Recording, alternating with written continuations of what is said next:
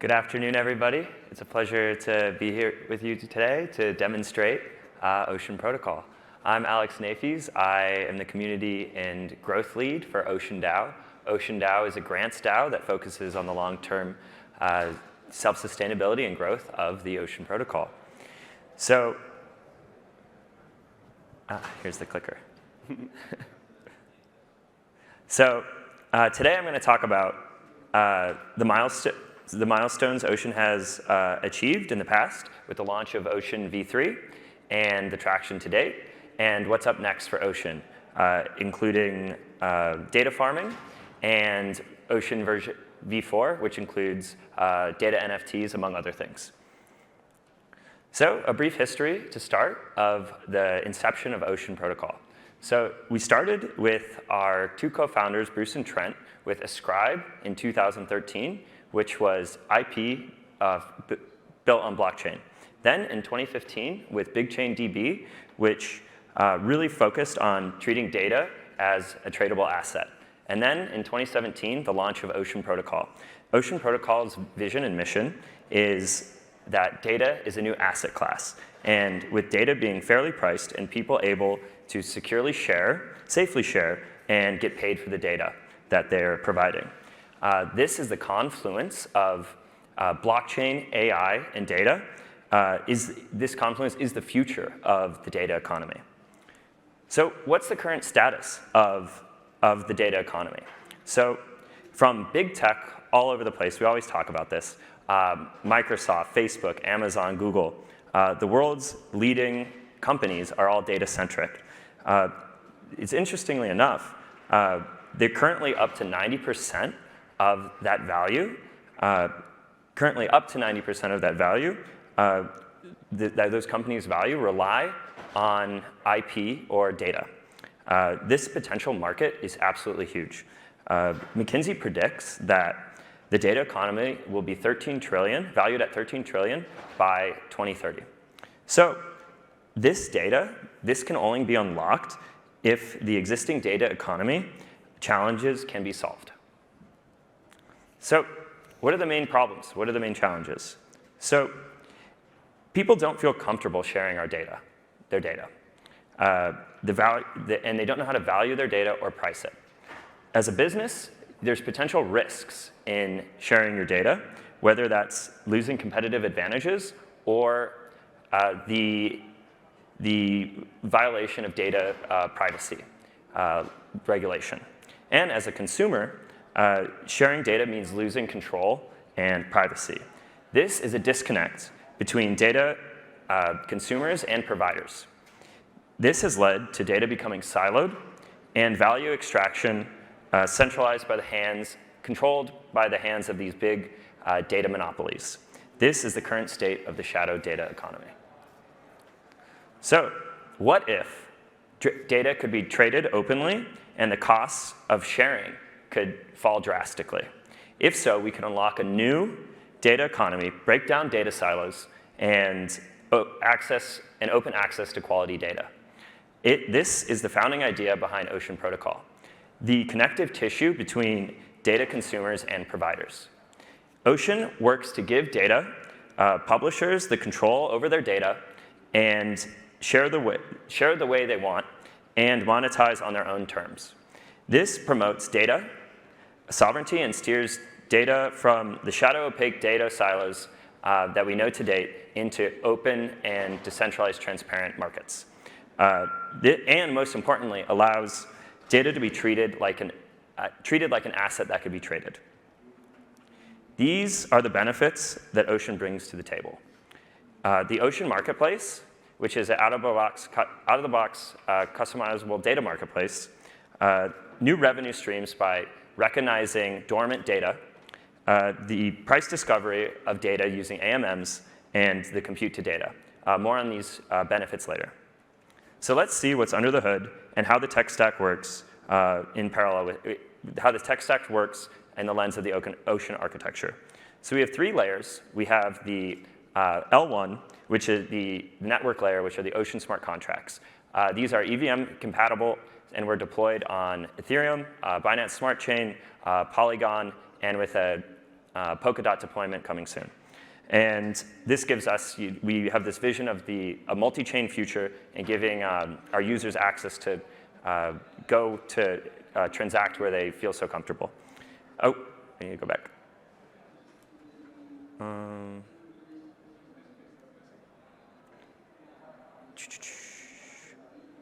Go back one.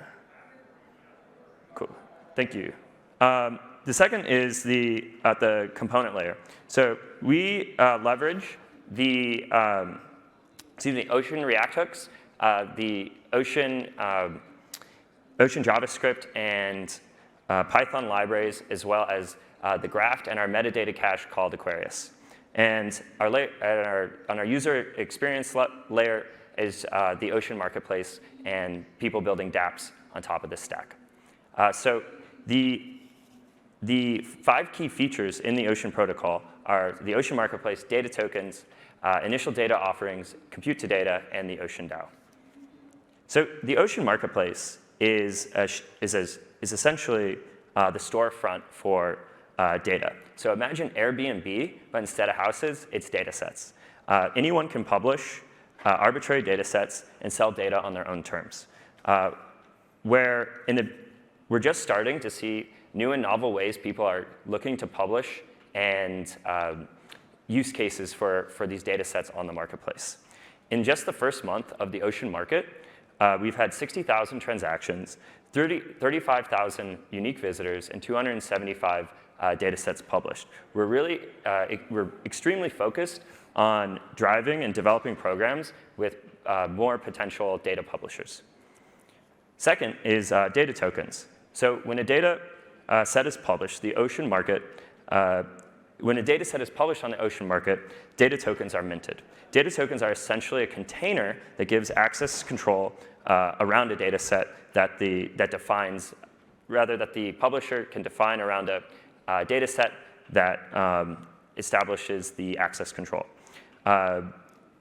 What's super interesting about this gives the publisher the flexibility and the conditions on how they want to sell the data, whether that's subscription-based, streaming-based, or a one-time fee. Next up is initial data offerings. And so imagine an IPO where tokens are issued that the value of that data set and all future cash flows are generated in real time. So an IPO, but an IDO for data sets. So the construct is liquidity pools and data tokens where the data sets are dynamically priced by market demand. Next up is compute to data. This allows everyone to treat data tokens like, this allows everyone to trade and consume data without compromising security. So the data stays on premise, and the compute job calculates the results and exports to the consumer, and all while maintaining privacy and without exposing the data itself on the supply side. Next is the Ocean DAO. So the Ocean DAO, as mentioned in the intro, is the self-sustainability and growth mechanism for the Ocean protocol itself. So as data sets are bought and sold on the marketplace, a portion of those fees are directed towards the Ocean DAO treasury. The Ocean DAO treasury is controlled by the Ocean token holders, and they can go then vote what to do with those treasury funds. So ideally, projects come and propose positive ROI projects that can contribute to the Ocean ecosystem. Meaning, a project gets a $10,000 grant, they can potentially create $50,000 worth of value, and a portion of that in excess value then can flow back into that initial DAO treasury, creating this flywheel, closed self-sustainability loop to further fund positive ROI projects at scale and further grow the Ocean ecosystem. If you could go back one slide. Super. So the Ocean DAO traction to date, we've had 9 rounds conducted. We launched it in Q4 of 2020. We've had just under 1,000 voters, 106 grants funded, and just over 100 million Ocean tokens voted. So what's actually being built in the Ocean ecosystem? Ocean is a day one member of Gaia X, which is the European Association for Data and Cloud. We are in the process of creating they are in the process of creating the 21st century data standards and norms for Europe. Recently, we've debuted decentralized AI parking app at Mobility 2021, and there's the explosion of other data marketplaces being built with Ocean. So we have Daimler, which is the company behind Mercedes-Benz, building a data supply chain internally with their stakeholders. And then we've also seen a fork of the Ocean market called Big Data Protocol with 14,000 professional data sets being provided. So what's down the pipeline for Ocean? So data farming is coming in Q4. So it's a program to incentivize the supply of relevant and high-quality data sets on the Ocean protocol, on the Ocean market. Data farmers will be allowed and able to earn Ocean for providing liquidity to Ocean data token pools, and the amount earned will be multiplied by the usage of the data set that they're staking on. Further, in Q4, we have V4, which is the introduction of data NFTs. Data NFTs allow for the NFTization of the base IP itself and the ability to transfer that base IP so you can start earning multiple revenue streams even on that base IP even before Ocean Marketplace monetization. Further, there's other features being launched in V4, which include safer staking, which is essentially a bot that oversees data token issuance, and then helping the community monetize more with more flexibility on the supply side of the marketplace to publish new data sets, and front-end flexibility, which is essentially improved UX. So as mentioned, I coordinate the Ocean DAO, and we run DAW rounds monthly, giving out grants, and we're extremely excited to, this is, as mentioned, this is how we grow our Ocean protocol, so we look to grow this round over round. Proposals are due by the first Tuesday of every month, and this round, we're pleased to announce we have 530,000 in US available for projects to come start building the future of the Web3 data economy. So highly encouraged to get involved at oceanprotocol.com/DAO. And this round closes on October 10th, October 5th at midnight GMT. Thank you very much, and be a part of the new data economy. Thank you all. That's great. Thanks, Alex. So yeah, a couple questions. We obviously got a chance to chat a little bit before. How do you go about the process of attacking which data pools or which data marketplaces to go to first? It's obviously you've shown, and I think most people agree, that the size and value of data in this way and the ability to be able to tokenize it and for the users to be able, or the owners of that data to get value. But where do you start? How do you pick which pools to go to? Yeah, so there's a couple different approaches here. So there's the top-down, bottom-up, and kind of the DeFi approaches, which is novel in our data farming. So top-down would be reaching out to enterprises that are super excited to be unleashing their data, realizing it as a, they have this data that's a nascent asset, they want to recognize it on their balance sheet, or projects mentioned like Daimler or Gaia X that are really excited about where the future of self-sovereign data is going. And then from the bottom-up approach, these are the grassroots DAO community initiatives where people who are ML practitioners or even non-technical people who just want to do community or developer outreach that are just passionate about the cause of data becoming a new asset class. So we see a whole ecosystem on our community side. Once they're in this grant or proposal pipeline, become evangelists of Ocean protocol itself and reaching out to data suppliers to unlock that data. And then the DeFi approach, once we start incentivizing liquidity on these data sets, there's incentive to come stake on the data, and we see an influx of new people coming to market that way. Yeah, well. And is that on that front, right? Being able to develop liquidity for those data sets and Is that how you primarily get to incentivize the DAO and token holders to be able to participate? DAOs are obviously quite the challenge in being able to get users or token holders. On one hand, they have to actively participate in the community or ecosystem that they're a part of. But then there's also the version of holders that assume somebody else is going to do it and still get the value, right, of the token. So how do you activate your community from a DAO perspective to be able to, or I should say, incentivize them in that way? Just talk a little bit about your community and your community outreach to participate in the DAO. Absolutely, yeah. So first, when we learn about tokens, we sometimes first get onboarded through speculation. And then we start learning about the utility of these tokens themselves. So some other protocols, to lend, to stake, to collateralize on the Ocean marketplace, the medium of exchange for buying and selling data sets, and also to stake on data. So you get more familiar with the utility function of these tokens. And then thirdly, finally, you realize they have these magical superpowers, that is the governance themselves. And so activating these token holders just on the education side of, hey, your token can also participate in governance. And then how that governance has that feedback loop into the value of the token itself. So in some protocols, like it's very direct, where it's let's say on a proof of stake L1, hey, I'm staking on Polkadot to secure the chain, a form of governance. I get my direct staking inflation rewards back. So there's that direct feedback loop. So something like the Ocean protocol, it's a few more steps in that to close that feedback loop, where, hey, we're actually giving grants to projects, and then they're encouraged to go build and ship and produce a positive ROI with that grant.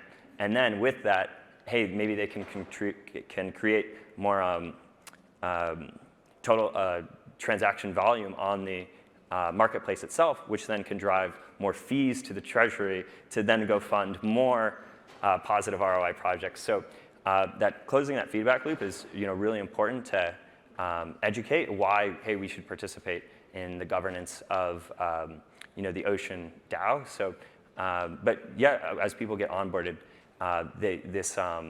this mechanism becomes really clear, and people are really excited to go out and vote with their tokens in this new primitive way. Yeah, that's great. Regarding big data in the fork, can you talk just a little bit about how you actually get value from that fork? Yeah, totally. So as many people here can probably remember, in January or February, Big Data Protocol forked the Ocean marketplace. They had a crazy liquidity mining program, and I think it was just overnight they had over $1 billion in total value locked from various people. So we actually encourage forks of the Ocean marketplace. We envision a multi-data marketplace future, right? So just how Gmail is an email client, the Ocean marketplace, our core team built Ocean marketplace, is just a UX, a client of the Ocean protocol. So we encourage people to go fork and create more data marketplaces.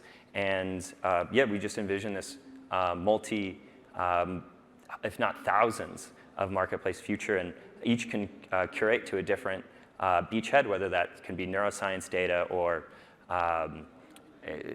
health data or carbon data, any arbitrary marketplace we encourage. And why we do this is they want to create their own token for that marketplace. Hey, in your tokenomics, just a 0.1% flows back into the Ocean grant style program. Then we can continue to bootstrap this self-sustainability loop for the Web3 data economy. Yeah, that's great. Final question, I think in relation to NFTing the IP, if you can chat a little bit more about that. Is it to be able to lock the value and eventually be able to stake that value and to be able to kind of hold that asset, maybe perhaps not too dissimilar to Uniswap v3? Maybe just talk a little bit more about your approach there. Yeah, so the NFTization of the base IP really came out of the, one, it was pragmatic, and two, listening to our market and our users, really wanted to have flexibility with NFTs as they're becoming more and more prolific in the market. So this actually just as mentioned in the presentation, the ability to have multiple revenue streams on that base IP. So instead of it being locked once you post it on the Ocean marketplace, in that marketplace itself, hey, being able to transfer it and get multiple revenue streams off that base IP. So more flexibility to the data provider. That's great. I think we're up on time. So Alex, thanks so much. It was really great chatting. Well done. Thank you, Michael. Yeah. Thanks, everybody. Cheers, guys. Awesome. Yeah.